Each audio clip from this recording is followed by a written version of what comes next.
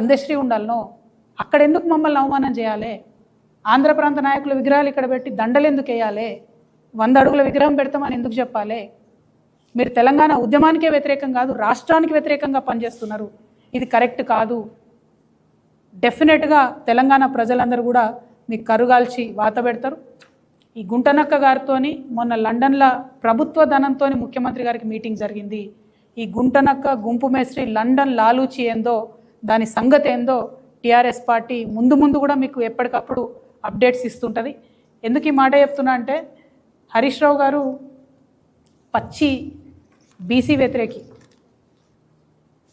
ఇక్కడ చూడండి, ఎవరైతే మాధవ్ రెడ్డి బీసీలకు 42% రిజర్వేషన్ రాకుండా చేసిండో ఆయన ఇంటికి పోయి శాలువాలు కప్పి సన్మానం చేసి మీటింగ్లకు పిలుచుడి నా ఓడు. బీఆర్ఎస్ పార్టీలో ఉంటాడానండి మాధవ్ రెడ్డి అంటే. ఆయన మొన్న కార్పొరేటర్గా పోటీ చేస్తే మేమందరం పిలిపించిన తర్వాత బీసీ సంఘాలు, తెలంగాణ రక్షణ సేన, జాగృతి అందరం పిలిపించినాక ప్రజలు ఓడగొట్టిరా పిలాని. కానీ ఇంకా ఉంచుకుంటారు ఎవరన్నా పార్టీలో అంటే పచ్చి వ్యతిరేకమేమని చెప్తున్నట్టే కదా. ఈ అంశాలన్నీ కూడా దయచేసి ప్రజలు గమనించుకోవాల్సిందిగా నేను కోరుతూ, మీ లాలూచి ఏందో బయట పెట్టండి. లాలూచి లేకపోతే క్విట్ ప్రో క్వో కేసు పెట్టండి.